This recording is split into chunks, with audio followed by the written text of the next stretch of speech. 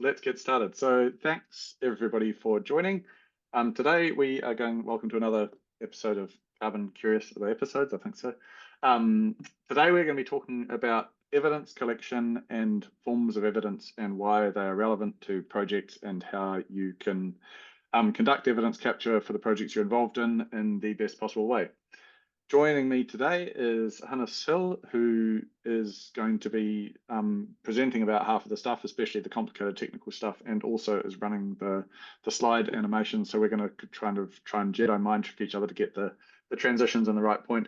Now would be a great point for the next one, Hannes, so that everybody can see what you do. So Hannes is our head of engineering at CarbonCrop, and I'm Nick Butcher, for those of you who are joining for the first time, and I'm co-founder and CEO. As usual, questions, put them in the little Q&A panel. We got a storm of questions in advance of the session, so hopefully we make it through them all. I'll kind of freestyle it with which ones we prioritize based on the topics that we're covering. And we will jump right into it. So I thought I'd start off with some broader project context around landholder engagement with compliance and voluntary markets and where evidence fits in. So to kind of thinking of it as a start to end process, where the start is that you're either curious and you maybe have some land, and the end is that you're sort of running an ongoing carbon project. It begins with sort of engagement and acquisition, whether that's direct or indirect. Jedi, mind trick. Land assessment and scenario planning, like what forest do I have? What are the implications of the forest types that I have? What could I do with that land, whether it's currently forest or not? Next one, Hannes. The regeneration stage of the planting and sort of modeling and selection of the, which of these scenarios do I actually want to act on given the commercial and environmental and farm land management implications. Getting the evidence, which is going to be a pretty key topic today, but as you'll see, that's not the only point where evidence capture is necessarily relevant. This is important both prior to the activity that you undertake. It may not just be planting, and also during the activity and also after the activity. Next one, Hannes. Actually registering the project and then managing the process of registering the project. Once you've achieved registration, looking at performance of the project and projecting the future performance of the project, which is a key consideration in the commercial and environmental outcomes. Ongoing monitoring and reporting and compliance. The story definitely does not finish with registration, even though sometimes it feels like it's been enough of a marathon to get to that point. Registration just gets you to the point you can start getting paid. And then, cheers, Hannes. Tracing and audit and sales, like we've had a couple of questions actually around what do I do with my units once I have them. You need to be able to, like different forms of units can be monetized in different ways. And then finally, portfolio monitoring and forecasting. And now if we look at those where the topic of today is particularly relevant, it's all of these ones with a big green dot on them. Evidence collection and communication and management touches a lot of different points in a project's life cycle, both prior to undertaking the project activity, during the sort of initial stages of the project activity, and then on an ongoing basis over the entire term of the project. And if we sort of like, it can potentially be quite a large pain in the neck. If we jump to the next slide, the obvious question was like, why does anybody even care about this? Why can they not just take it on faith? And there's a phrase which I really love in almost all contexts, is like trust but verify. Like, you don't want to just be skeptical of people, and you can assume that they have good intentions and that they're doing their best, but if you don't actually verify their intentions and their activities, then you can create some quite perverse incentives in the system, which will encourage people to do things like register forest that isn't even there, or register forest that has a completely different status to the status that you're presenting it as. That's not really good for anybody within the system except for the bad actors. You don't want to design systems that are only good for bad actors. So you need evidence to make sure that what's being presented is actually correct. For registrars, questions they might have is, does this forest that's been shared with me meet the requirements for registration? How big is it? How many trees are there? What species of trees are they? When were the trees established? How were they established? Some projects have lending to establish the forest, like especially some forms of establishment are extremely capital intensive. The landowner might not want to finance it themselves, but the financier of the project is going to have questions like, I'm putting a lot of money into this. I may actually not have the same familiarity with the land that the landowner has and the activities that are going to be undertaken on it. Do I want to invest in this? Is this viable? Is it legitimate? Is it going to work out? Processes in the scenario where you're perhaps involved with some sort of supply chain emissions offsetting scheme. Like, what is actually happening in my supply chain according to my data? Does that actually reflect the real situation in my supply chain? Am I going to be able to demonstrate it to my downstream buyers of my products who ask questions like, great that you're net zero, can you show to us how you have determined that and the evidential basis that supports it? Usually in the circumstances that I just described, it's not just the processor and the buyer, it's actually there's some assessors and some auditors involved. And similarly, they will be reviewing reports that have been prepared in connection with a collection of activities. And at some point in that process, they're going to say, great reports. Can we do a couple of spot checks on these? We want to make sure that the assumptions that are being made here are consistent with our understanding of the frameworks that apply. We want to make sure that the activities that are being claimed are both real and still exist. And then they can sign off on it. Buyers who, depending on the framework, they want to know that what they're buying is actually real, that they can rely on it for the claims that they want to make and the purposes that they have. And this is an interesting one where the form of the carbon market can have a big impact. For example, under ETS, in many contexts, buyers actually don't care too much because what they're buying is an NZU. And to get your hands on an NZU, you're basically operating within a government regulated framework, and the regulator, being the government, is saying, this is definitely legit and we will definitely honour it. It's a bit like a New Zealand dollar of currency. If somebody gives you a New Zealand dollar, you don't really have to care about whether they're good for it because it's a promise from the government, not from the individual. In some other carbon contexts, that's less the case, and people may care a lot more about provenance, and there may be a lot more risk associated with the project. They might want to do a lot more DD, due diligence, before they actually look to use the carbon units being presented to them. And then for forest owners, this is sort of almost within a project, there's still different stakeholders with different responsibilities. They may be looking at evidence for things like, I paid money to have these trees planted. Were they actually planted? Were they planted correctly? Are they surviving? Are they healthy and are they growing? And it may well be some completely different party who's doing these checks for them. And the proof that those checks were performed and that the outcomes are as they're being presented is evidence. And there's many, many, many other things. This was a short list. Next slide, Hannes.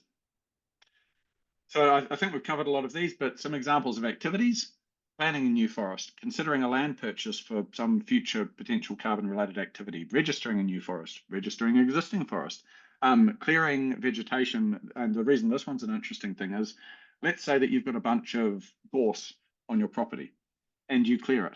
There is now no evidence that there was gorse on their property, but aside from potential historic remote sensing data that shows that there was something that looked kind of scrubby and gorsey on your property.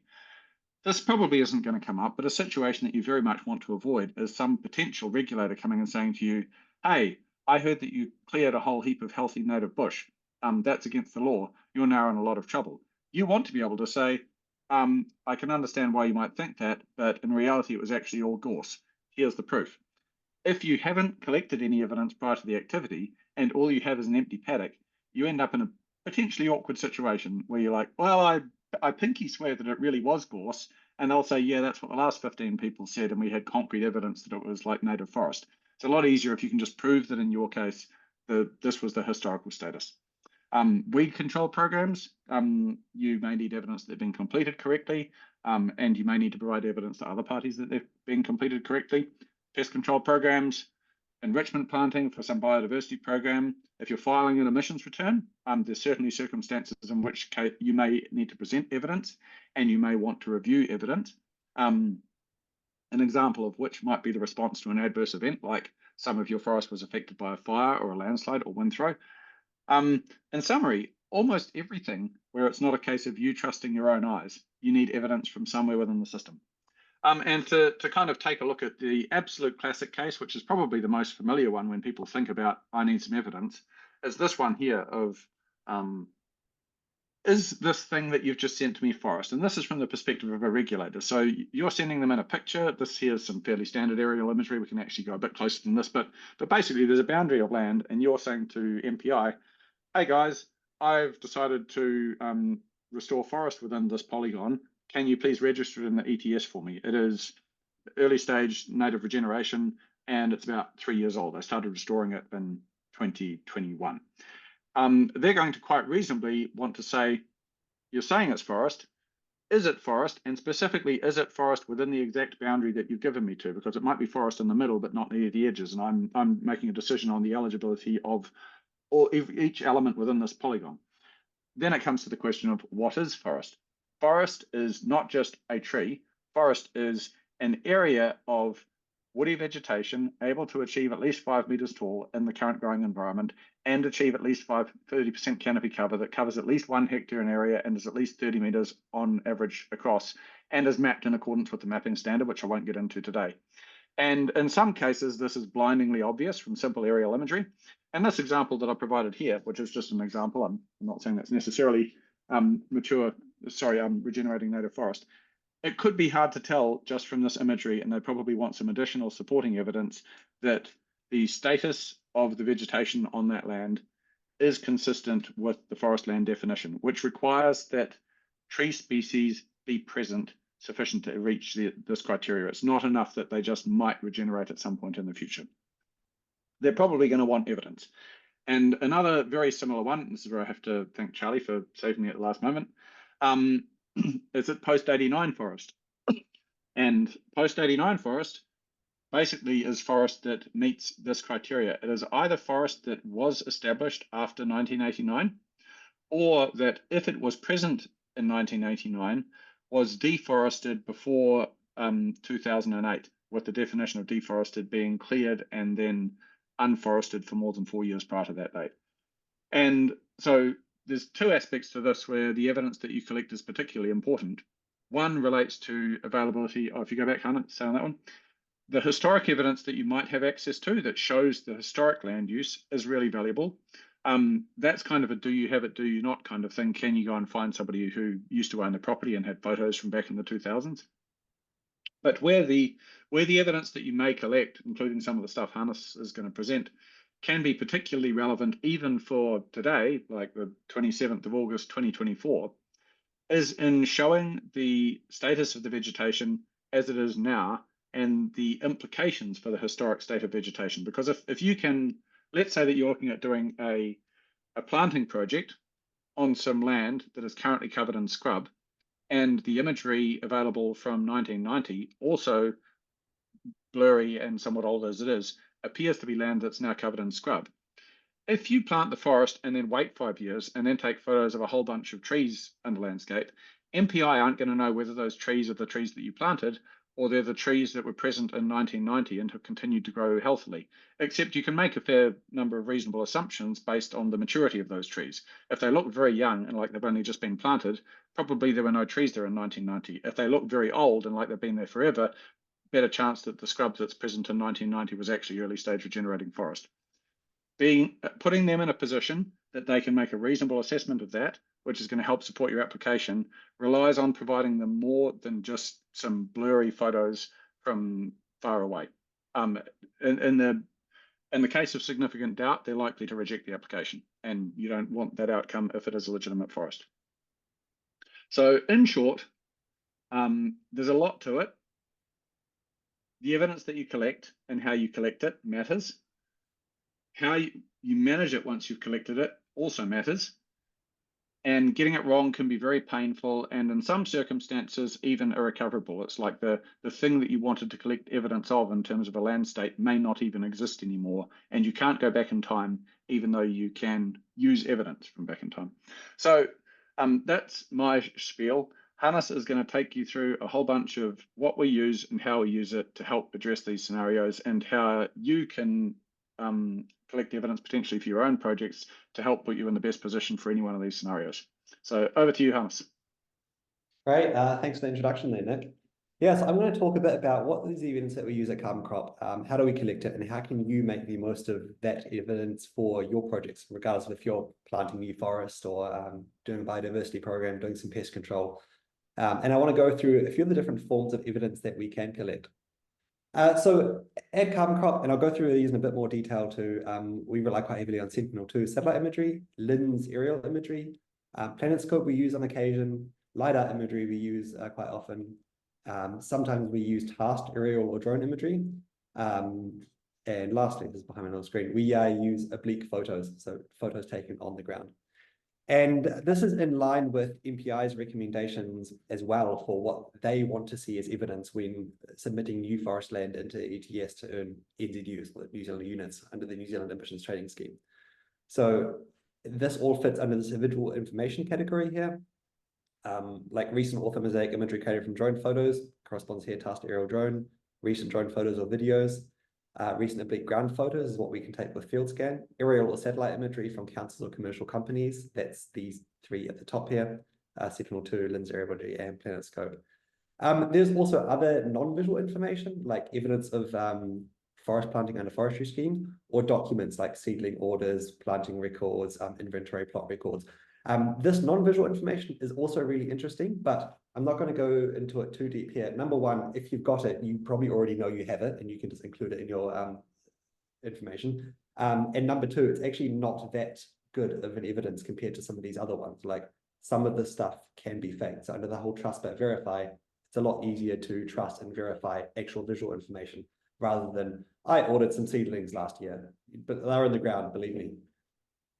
I will just make a brief comment there, Hannes, on the basis of some of the presentations and discussions at the Carbon Forestry Conference last week, which highlights the fact that like MPI aren't here to make your life difficult needlessly. They've actually indicated that they, for new forest planting, they will consider evidence of seedling orders or planting activities for the area that you're claiming as being substantial, especially if it's a case of a registration that's being applied for very recently after the planting activities presented as having taken place.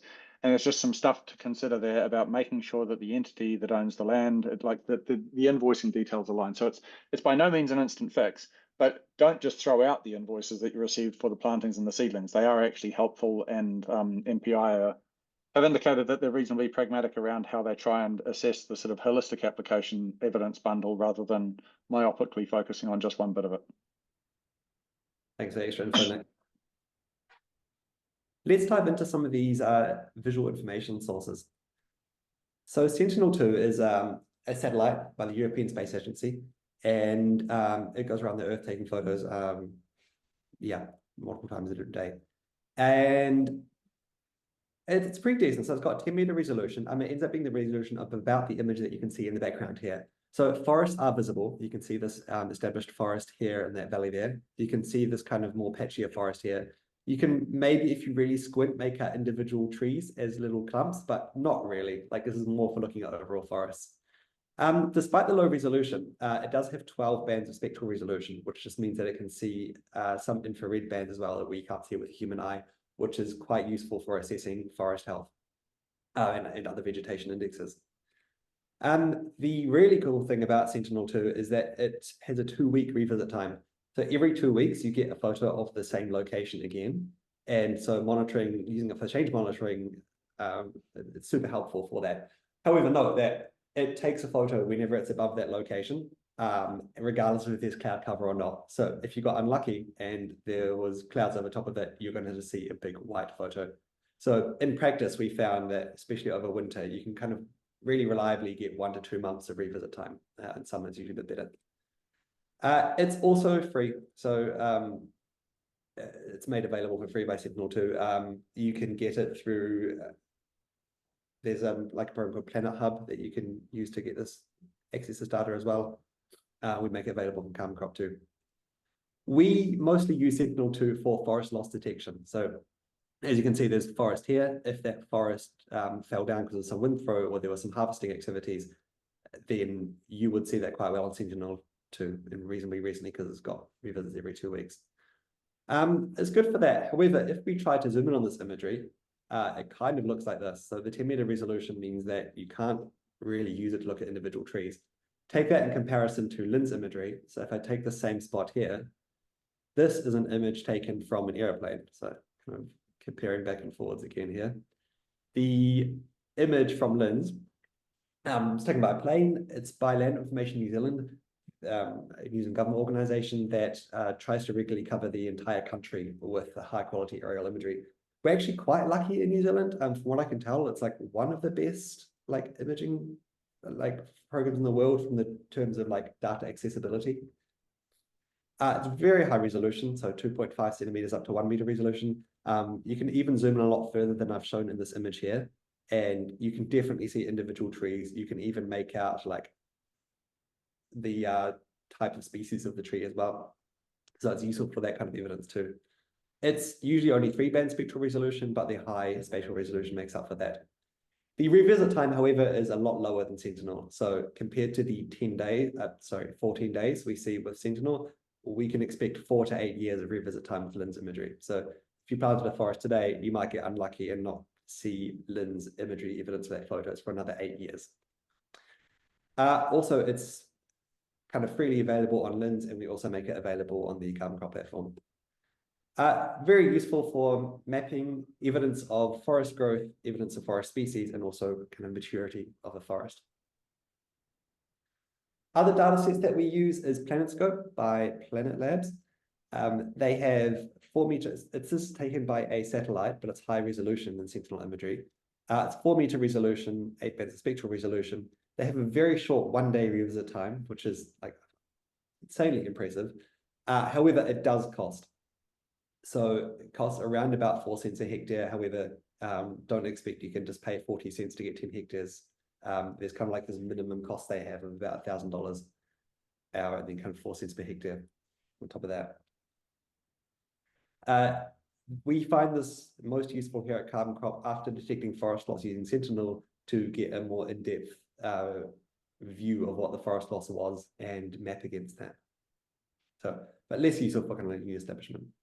Just a brief cost on the pricing there. Like Planet has quite a few different cost models depending on the exact product that you're going to be using and exactly how you're going to be using that product. I think there is like a forest metrics thing, which may be as little as 0.1 cents per hectare, like lots and lots of asterisks and small print to consider. I don't take that as a quote, but basically they're like this is their whole thing. They provide all sorts of earth observation and metrics, and there's a lot of different sort of pick your plan and profile options about exactly what you want to get and exactly what you want to pay.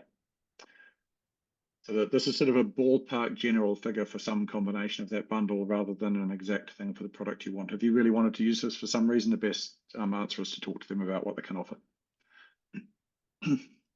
Thanks. LiDAR is another data source we use. LiDAR stands for light detection and ranging, and it's also a service provided by Lens.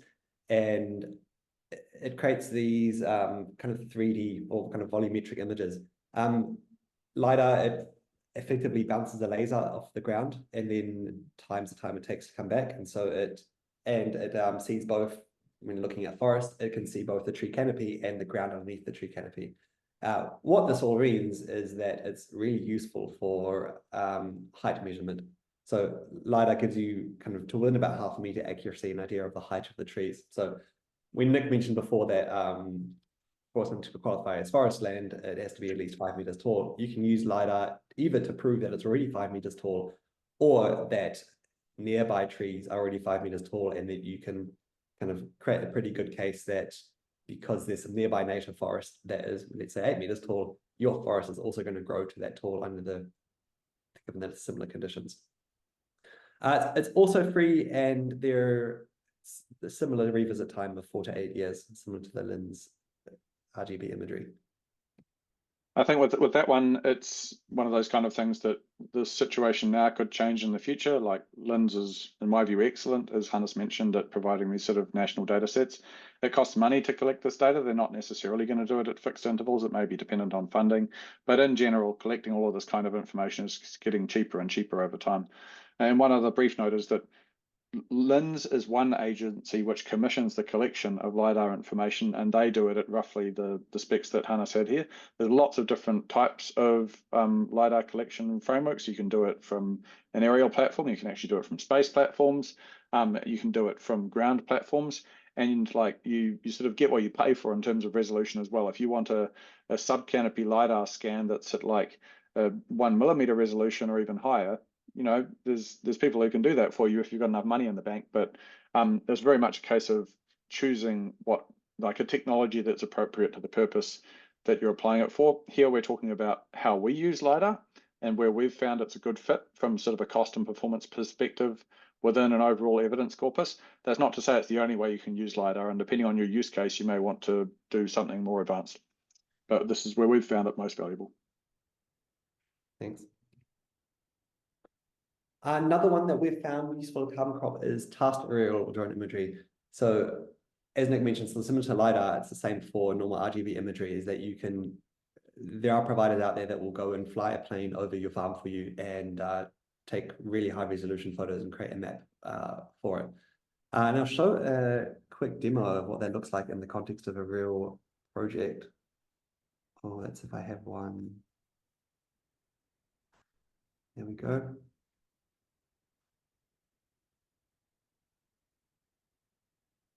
So this imagery here was collected by plane.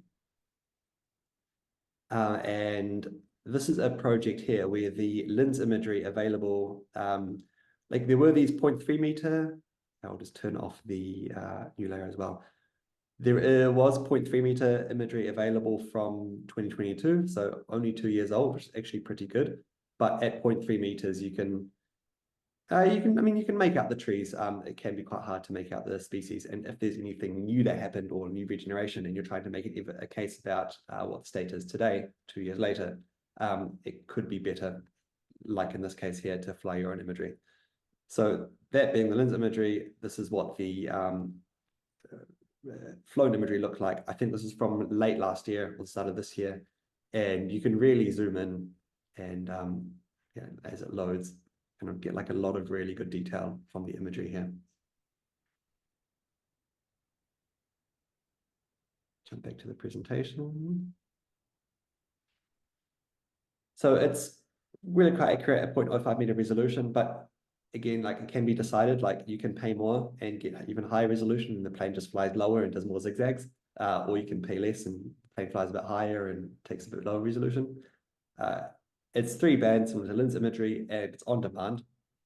The acquisition cost, I mean, again, this is like a really rough guideline. We want to put some numbers here anyway to give people an idea like what's the rough kind of cost, but it does depend. But I hate saying just it depends. So we thought we'll put a number here anyway.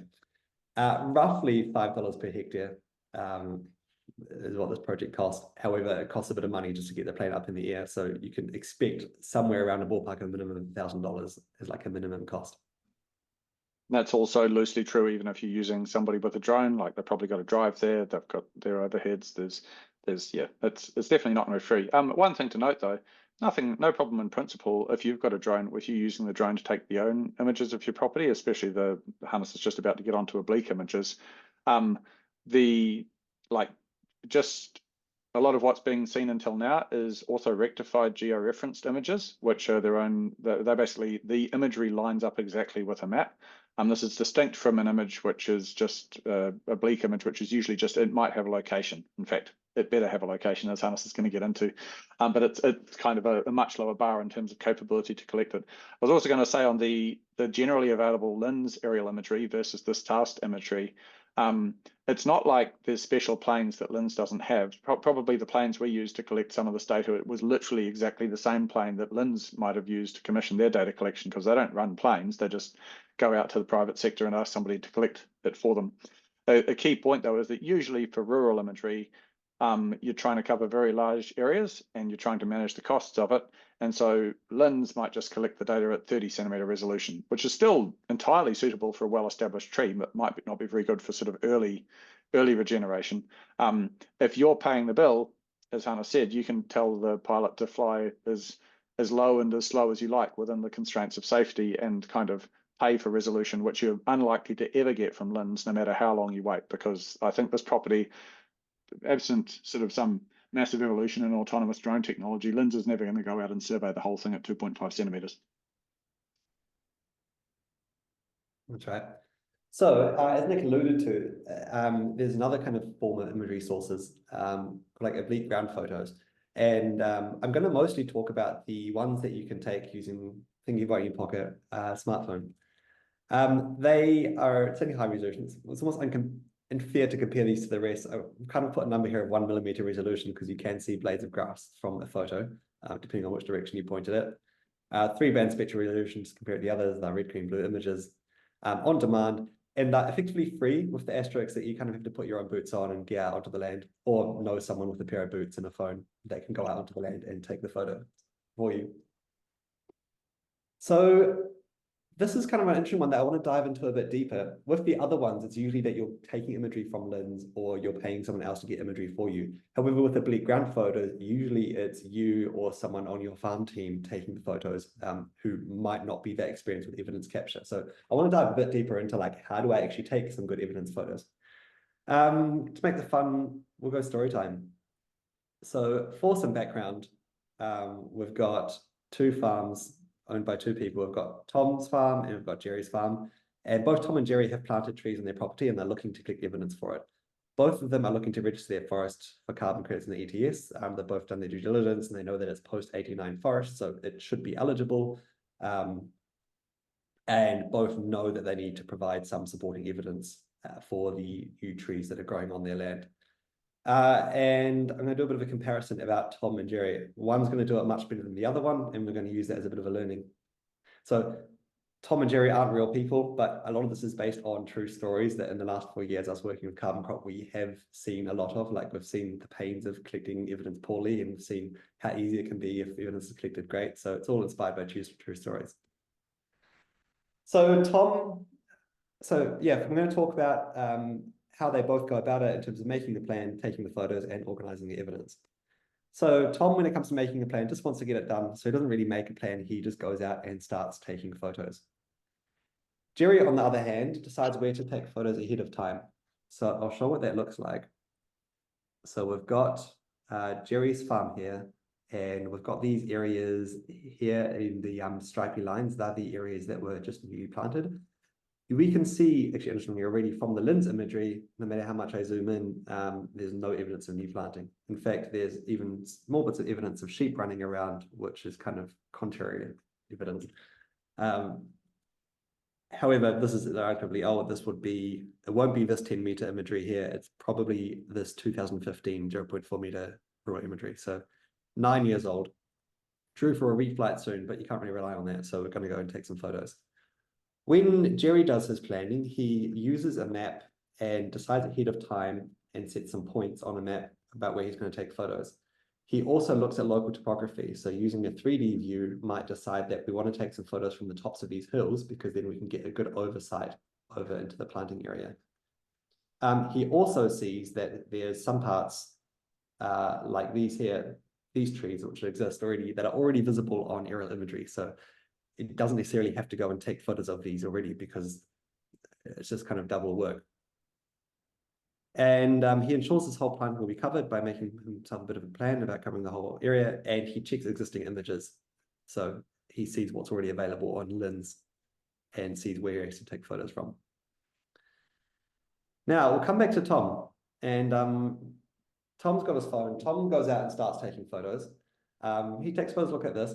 Actually, a pretty good photo on its own. Like, it's not blurry. It shows the tree seedling in the ground really well. However, he didn't capture a wider landscape, so he really just showed one tree. And in terms of the trust but verify, like, MPI wants to trust you, but they also need to make sure that you've actually planted out the whole area that you've said you've planted.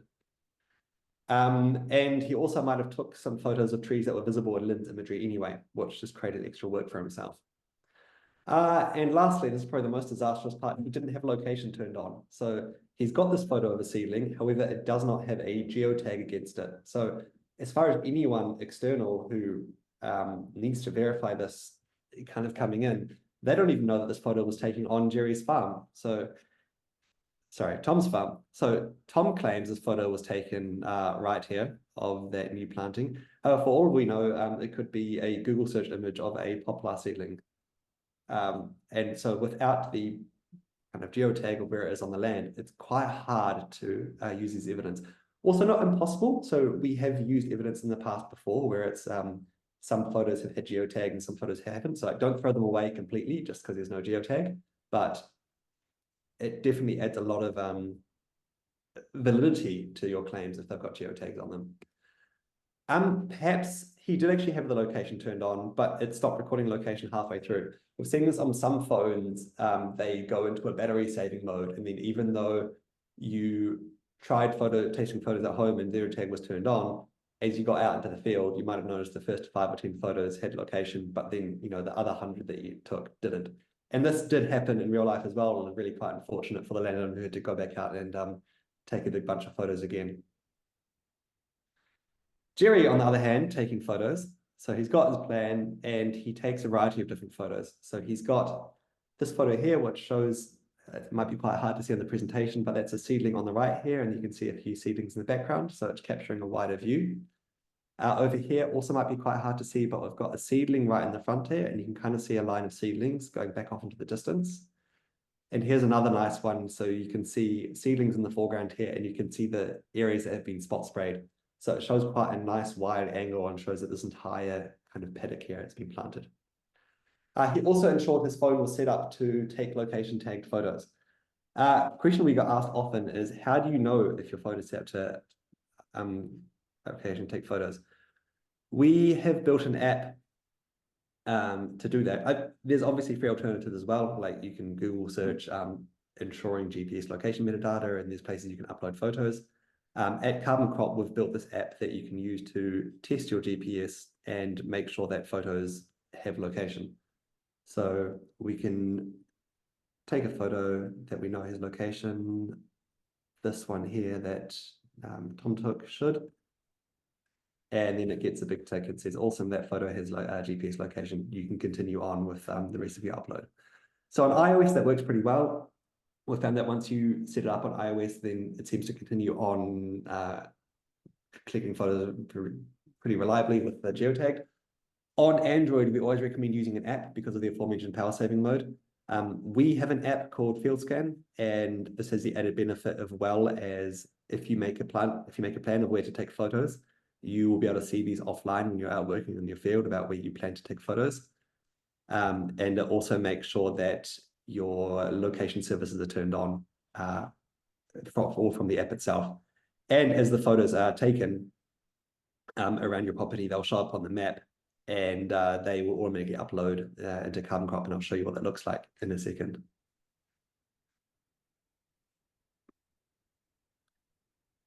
And yeah, like I said, he captured nearby settings and he captured wider angles when he took his photos.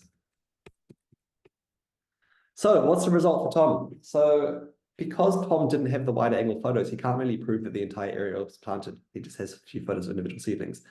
The photos, I said here can't be, that might be a bit too strong of a word, probably in conjunction with a few other bits of evidence, probably could still be used for evidence, but it's a much harder case to make. But because they didn't have location, it was hard. And lastly, the other benefit of adding location is the organizability. So without location, it's very hard to know which photo was taken where. For Jerry, the result is something much more like this. So here's a view of the CarbonCrop platform, and here's Jerry's farm. Each one of these yellow spots correspond to a set of photos being taken. And we can see, for example, if we go over here, he had location turned on, and all of the photos are visible here directly on the map. And it's really easy to use as evidence because they've got really good coverage across the entire area that is claimed to be planted, showing photo evidence of those different areas. And so the aforementioned FieldScan app works. So you get a link, and then photos are taken with the app and automatically uploaded, and they appear on this map here. So if Tom was working with someone else to do the ETS registration, he wouldn't have to transfer the photos across to him. He would just, the person working with him would just see them appearing like this on the map. So for Jerry, the result is the GPS tag that we accept evidence. The close-up photos prove the species that were planted. The wider angle photos prove the coverage and that the entire area is planted. And the photo is easy to find and reference back to. So what can we learn from this? Make a plan, decide up front where you want to take photos, and know what other evidence exists already. Take into account local topography. If you stand on a hill, you can capture a lot more area, kind of from the high vantage point. And lastly, pay special attention to the boundary. If you take photos from the kind of boundary in, then it kind of provides a lot more credibility to the planting areas that you've defined that you're submitting, rather than just only taking photos in the middle. Number two, set up your device, turn your location on and test ahead of time that you're getting location. And on Android, we definitely recommend using the specific app to ensure that location tags exist. And number three, when you're taking photos, capture both larger areas and nearby seedlings. Of course, if you're doing biodiversity monitoring in like a well-established forest, it can be quite hard to capture larger areas. It's most likely that you're inside a forest, but similar things kind of apply. You might want to find a nearby hillside so you can capture the whole thing. Although typically, if you've got a established forest, you can see it all from aerial imagery. And lastly, use discretion with your plan, or use discretion with the people who are executing the plan. We found sometimes with bigger projects, you've got one person making the plan and someone else going out and taking the photos. You shouldn't try to bush bash to find the exact location that you were requested to take a photo at. Like, use discretion, and like when you're on the ground, you might want to take photos somewhere else than you originally planned. I'd say one more comment there. Like, as much as you can, try and put yourself in the shoes of somebody who's sitting behind a desk in an office somewhere looking at this and trying to make a reasonable decision around what you're claiming. Sort of, what would I think if I got sent this? What would I, because it's no good taking a photo of every single tree, because no one's going to take the time and energy to review every single tree photo that you send and say, oh, yeah, this was clearly planted at 1,200 stems per hectare because there's a hectare here and I got sent 1,200 photos, each of which is of a distinct stem. So I'd say sort of attribute good faith to the assessor, but also put yourself in their shoes and try and make what you think would be your life easy, while still allowing you to make a good, well-substantiated decision. And I wanted to make one last point about fighting fate, which is something that's getting easier and easier. This image on the right, I asked ChatGPT to generate me an image of a regenerating New Zealand native forest. And if you look quite closely, you can probably tell that it's AI generated. It kind of almost looks a bit too perfect and crisp. But this is a real threat. I haven't seen it happen myself, but I have heard of it happening in the case of a carbon project, to say, like, here's what this forest could look like. From the position, like Nick mentioned, if put itself in the position of someone who's sitting in an office trying to verify if something is real, this job's getting harder and harder for them. And what you can do to make their job easier is ensure the photos are tagged with the time and location, as I mentioned before, and also ensure that other metadata is included. This happens somewhat automatically, but like the camera type, the shutter speed, the f-stop, if that stuff's all included, it just kind of adds to the credibility of your photo. Of course, the stuff can be faked, but it just increases the effort. And therefore increases the credibility that you haven't faked it. And having a good chain of trust from the photographer up to where you've archived the photos helps a lot. So this is one of the reasons why we built FieldScan, the app, is that we verify who took the photo, and there's a kind of chain of trust from the person taking the photo up to the platform to help fight this stuff. Awesome. Thank you, Hannes. So let's say you do all of this. Now you're successfully registered. As I mentioned before, that's not the end of the story. Almost quite the opposite. Most of the time you're involved with the project is going to be after the registration stage, and there's still a whole heap more work to do, including carbon stock measurements, health and survival monitoring, and loss detection, to name just a couple of them. So, like, keeping good ongoing records and evidence over the duration of a project is likely to be valuable to you at some point during the project, and it's something that you need to have good organizational systems for. Otherwise, you're just going to have like this giant Google Photos folder of that time I went for a wander in the paddock. For the most part, especially with sort of long-term permanent native forests, you don't actually need to do a lot in terms of data collection. But you may want to, especially if you're trying to sort of actively manage the health and the biodiversity of the forest, because it's very easy to end up with a sort of what's technically forest, but it's certainly not healthy forest. And we want healthy forest. It stores more carbon, it provides better habitat, it's more resilient to disease and to environmental change. And so some of the other stuff that you might be interested in capturing data on beyond just the carbon in the forest is the sort of differentiation by species within the vegetated area, the health of the subcanopy, which can be very difficult to determine from remote sensing data sources, which are usually looking down from above. Monitoring your pest control program. We're doing some work with a partner who's interested in using our FieldScan data capture abilities to look not at the trees, but at the trap lines around the trees and kind of capture some evidence that they've been checked, that they're being maintained, that they're working effectively. And then there's various biodiversity supporting metrics, which biodiversity is such a sort of nebulous thing at the moment that in many cases people aren't quite sure exactly what data they should capture and what it should demonstrate, but it's still a lot easier if you've got some data that shows because an interesting thing about especially local evidence is that you can kind of decide later on the metric that you want to generate from it. It could be like stem count, it could be species diversity, it could be canopy coverage. Just having the evidence allows you to kind of make the decision later on what you want to use the evidence for. But if you don't have the evidence, then you're sort of stuck guessing about what might have been in the past. And finally, on future tech. Yeah, so I wanted to show something. So going beyond photos. So photos are great and all, but we can do kind of even better than that.